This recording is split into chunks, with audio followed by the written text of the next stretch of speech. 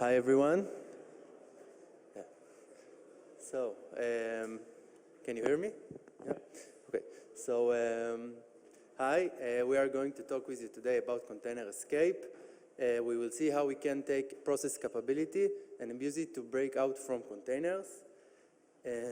Our presentation name is All You Need Is Cap. So, before we starting, let's just do a quick background on us. My name is Eran Ayalon. I'm security researcher at Cybereason. My day-to-day job is detecting different cyber attacks on multiple operating systems like Windows, Linux, and cloud environments. I started my career 7 years ago in the Israeli Air Force, where I was a part of a team that was responsible to perform incident response, malware analysis, and threat hunting. And I'm also very passionate about football and can't wait for the World Cup to be started. So hi everyone, my name is Ilan Sokol. I'm from Haifa, Israel. I'm a security researcher in Cybereason. I'm specialized in Linux research. Before Cybereason, my work was focused on the offensive security field. As a result, I understand the malicious operation prevalent in the current threat landscape.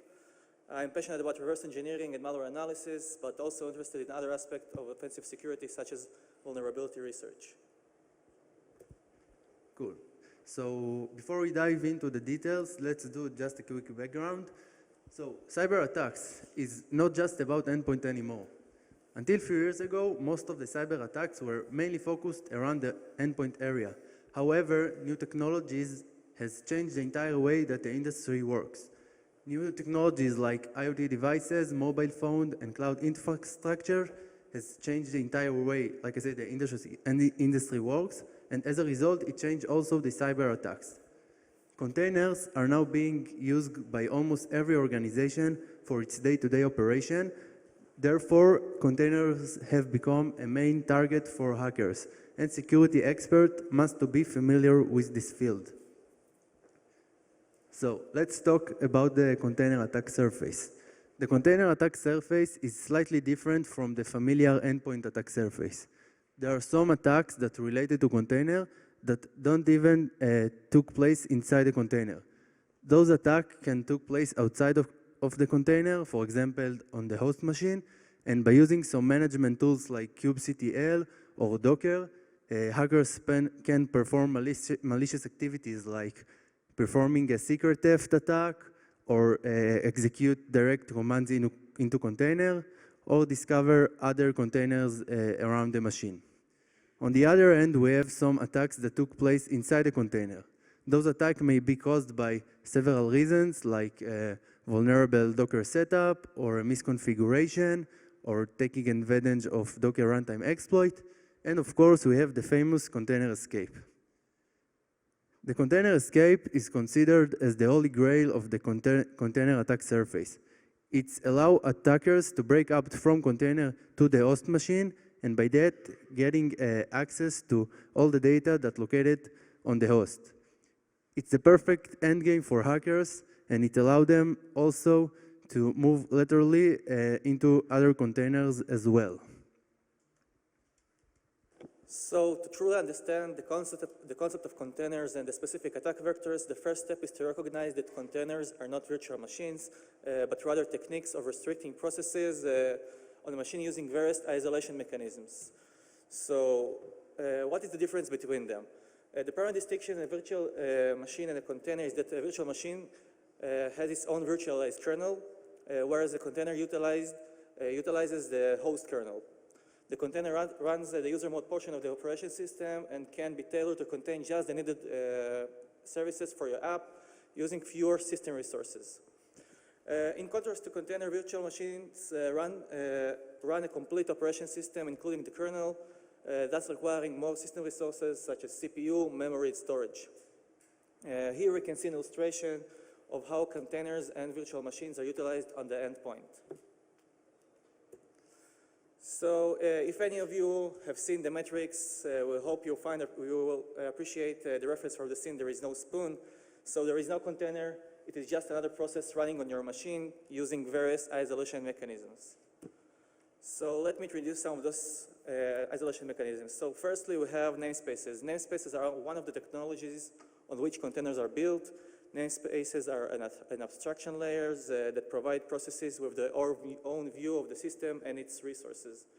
Namespaces limit what process can see and use as it provides isolation. A control group, aka C group, is a Linux feature that restricts and isolates the collection of program resources, utilizations such as CPU, memory, network, and so on. Then we have SECOMP, which is an acronym for Secure Computing Mode. This kernel feature allows us to restrict actions available within a container down to granularity of a single system call.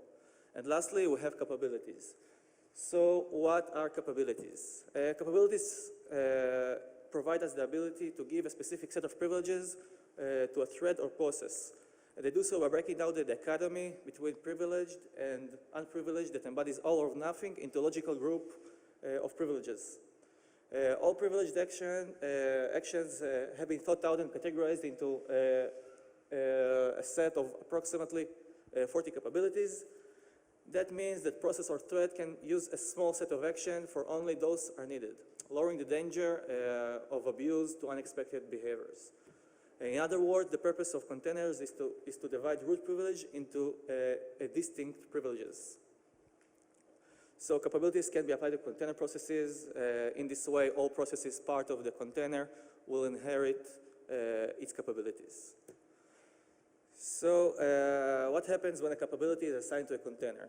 So when a capability is assigned to a container, the call thread can execute a set of system calls associated with the capability.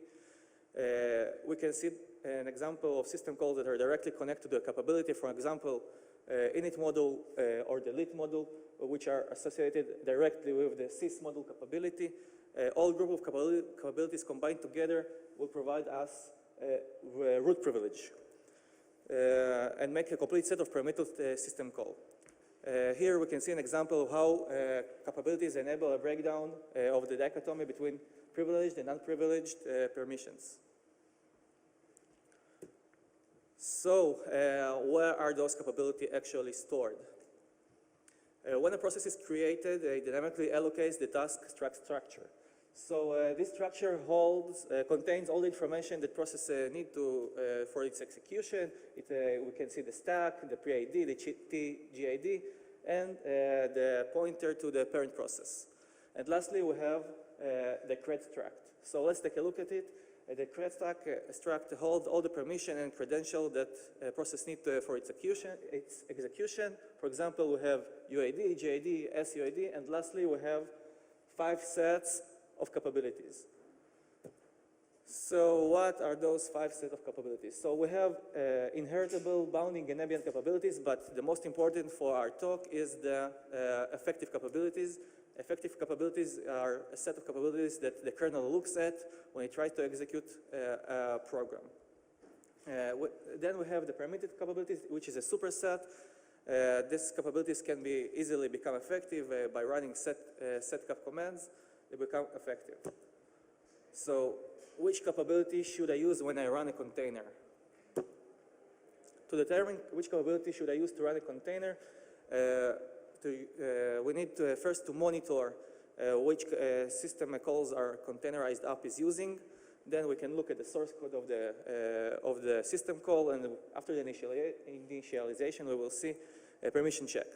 So most of the time, the permission check will call the capable function, which will check if the capability is allowed in the thread or process, and return true if it is allowed, and return false if not.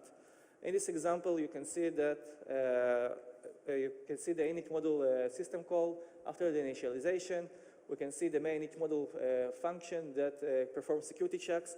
It calls the capable function with the capsys module as a parameter, and to check if it's enabled the task. Cool. So by default, Docker runtime starts the containers with those limited set of capabilities. You can see here a list of capabilities of very, very common activities, like, for example, cap that in charge of the net bind and net raw. It's the capabilities that in charge to the whole process network functionality. We also have the capabilities that in charge to set GID and UID. And it also worth mentioned that capabilities that Kubernetes using Docker runtime by default. So actually, every new Kubernetes container has those limited set of capabilities by default. So how can we assign our capabilities in our container? Here you can see the command line that we can use to control our set of capabilities is just using the cap, add, or drop parameter, and then you can name the list of capabilities that you want to add or drop. You can also write all and do this action on the entire capabilities. In Kubernetes, we can control our set of capabilities using the security context field. You can take a look at the snippet and see that in this example, we use the security context field to add the sysmodule capability and drop the kill capability. So let's talk a little bit about privileged container. So by default, containers doesn't have any access to any of the devices that related to the host machine. However, when a container runs in a privileged mode, it has access to the entire of the devices that located to the host. Privileged container has removes all the isolation mechanism, and it has the all entire capabilities.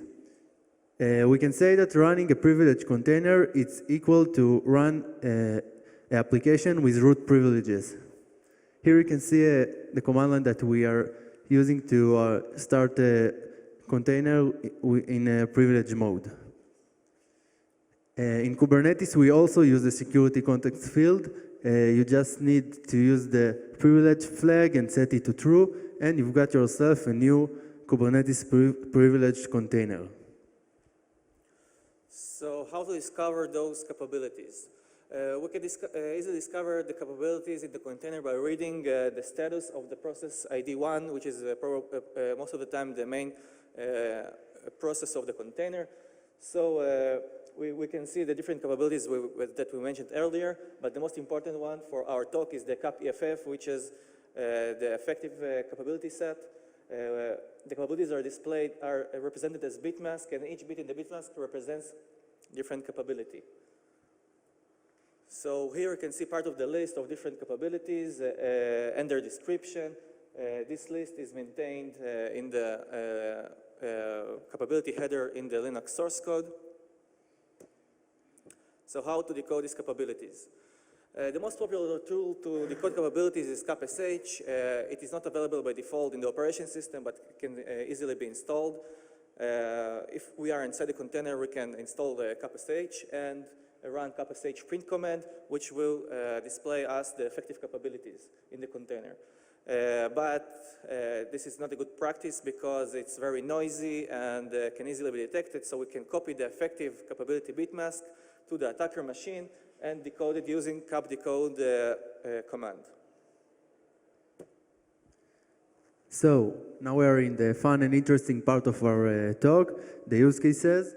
We are about to show you a couple of demos that will demonstrate how to take advantage of two specific capabilities to break out from containers. Our scenarios will be, our scenarios will start already inside a container. There are many ways to attackers to get into a container. Like I said before, take advantage of exploit and more. We will not focus this phase of attack where our starting point, like I said, going to be attacker that already got an RCE inside a container. So our first demo is going to show how we can escape from container using the capsys module. Capsys module capability is the capability that in charge of loading and unloading kernel modules in the system. It uses the init module and delete module syscalls to perform those actions. So our minimum requirement for this scenario is having either off or a privileged container, or container that has the CAPSYS module capability. To perform the installation of the kernel module, we have to get a container that allows the sys module of init module to be executed. So you have to make sure that you don't have any policy like AppArmor or other policies that will prevent this syscall to be executed. So let's talk about the attack flow that we are going to show you. Like I said, we are starting in container, and we are going to compile a new kernel module. We are going to show you the source code, but the kernel module is going to use the call user mode helper function. It's function that gets command as an argument, and this function allow the user to run function in the user mode space. So we will send this function a simple bash command line that will create a new reverse shell, and then we will install the kernel module and get a new reverse shell. Because it is a kernel module and it's executed from the kernel, the reverse shell is going to be by default with root privileges. So here is the source code. You can see the simple bash command line and the user mode helper function. And let's take a look at the demo.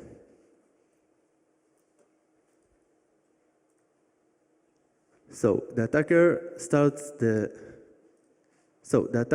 starts a listener on his Kali machine. Now the attacker is going to read the main container process status. It's usually PID1. Now we are copying the cap EFF bit mask, and we will decode it in our own machine to see which capabilities are effective on the container. We are decoding the bit mask using capSH, and we can see that CAPSYS module is effective on this container, and we can continue with our scenario. Now, let's take a look on the source code that we saw earlier of the kernel module. You can see here the attacker IP and port that we are going to use, and the user code. Yeah. So now we are going to compile the kernel module using the make command. Before performing this action, you have to make sure that you have the right matching kernel header for do this action. So now we are going to install the kernel module using insmod command. And at this point, we received a connection from the container to the attacker, and we have a reverse shell with root privileges, and you can see that we are escaped from the container. Okay, so in this example, we will demonstrate how to escape from container to the underlying host by using the CAPSYS ptrace capability. So CAPSYS ptrace capability is very interesting because it gives us the ability to transfer data between processes by executing the process VM read V system call and process VM write V system call. It gives us the ability to trace arbitrary processes using ptrace. So ptrace is a system call that allows the process to monitor and control the execution of another process and debug it. So in order to carry out such an attack, we will assume that we have an access to a container and the possibility to perform remote execution. So what are the minimal requirements to perform this attack? So the container must be started with the option PID equals host flag. This flag turns on the sharing between the container process address space and the host address space. We need to start the container with either of privileged flag or the CAPSYS ptrace capability. We need to make sure that no security profile is blocking ptrace to perform this attack. We also can use the unconfined policy, which is just disables all the security profiles. Here we can see the command line we used to spin up this vulnerable container. So this is the attack flow we are going to show you. So firstly, again, we'll assume we are inside the container. We'll install GDB, which is a Linux debugger that allows us to attach to another process and look what happens inside of it and debug it. So we will list the processes on on the container. Because we are sharing the same address space with the host machine, we will see the host processes, and we will be able to attach to them with GDB, and then we can run a simple bash reversal under that process. It will run with root privileges because it's a child process of a root process, and let's see the demo.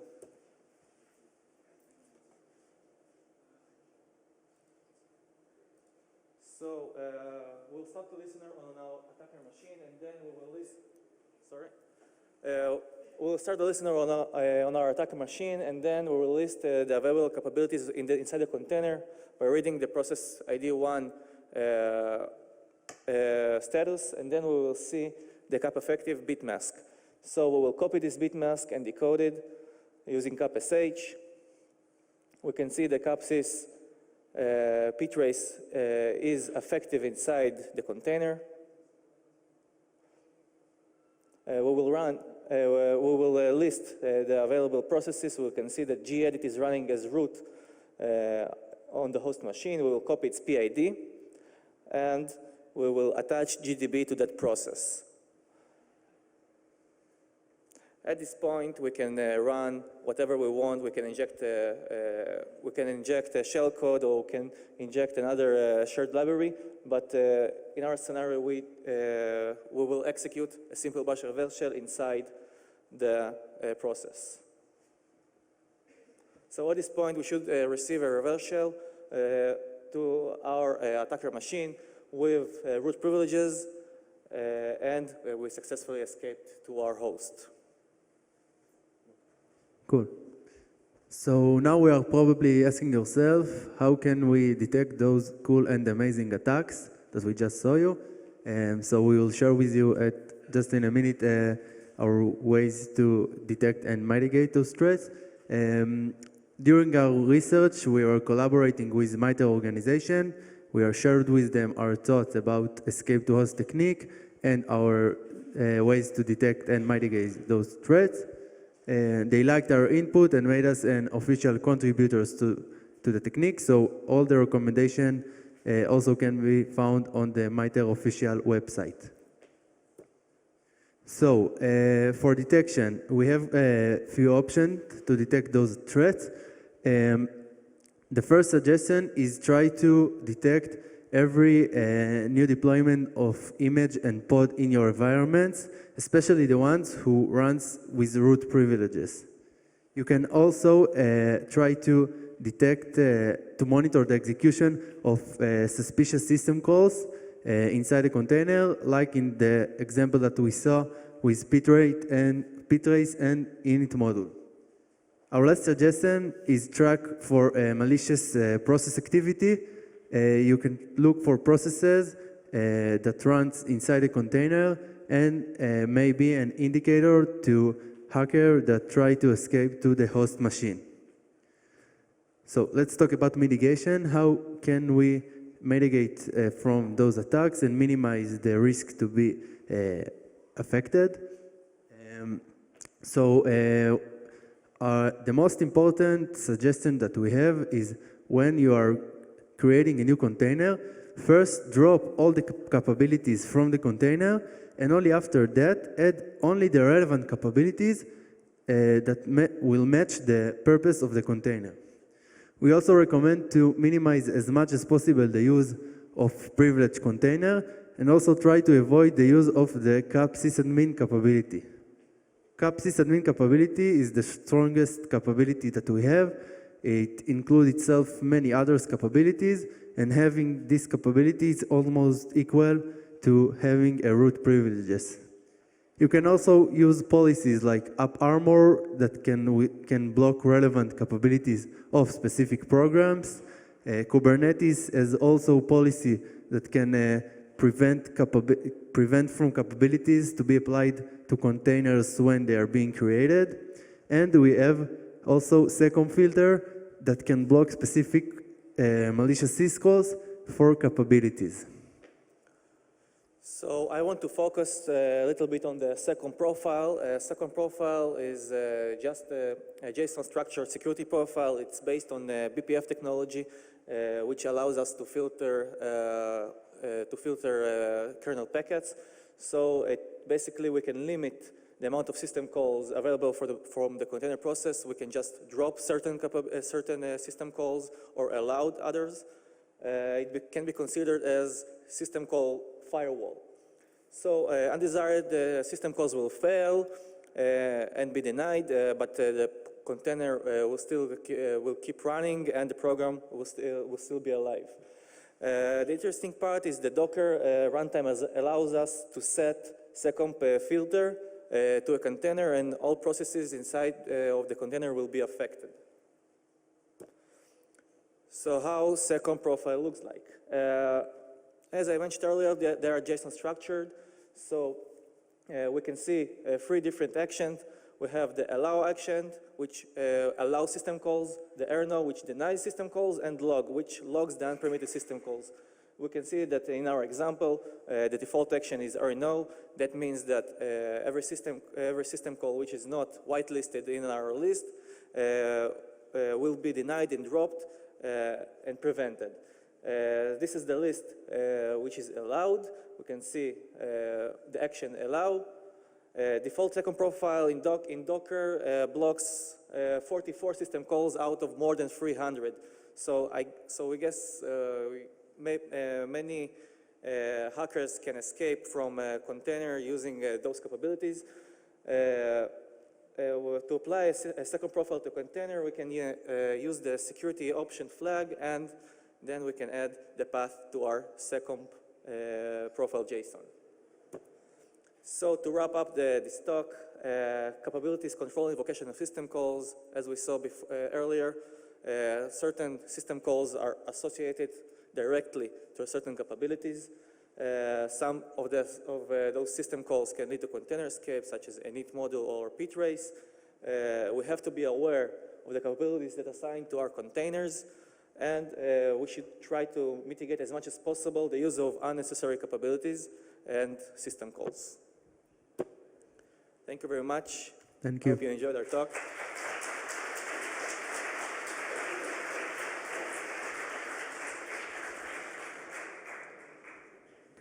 Hi guys, have you tried also in other platform to run this kind of attacks, for example, under Windows and under macOS?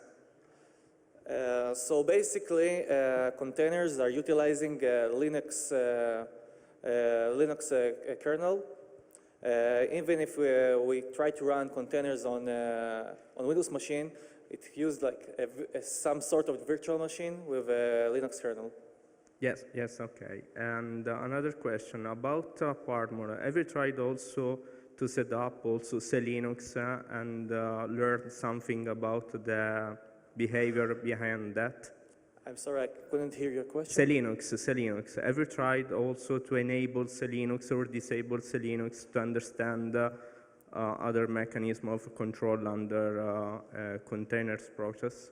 So we just tried to look at the default settings that are used usually in the container in the Linux. So we didn't try to use other policies. Okay. We researched only AppArmor and Secomp. Okay. This is our best recommendation, but SLinux can be useful here. Yes. Okay. Thank you so much. Thank you. Okay, let's thank again the speakers.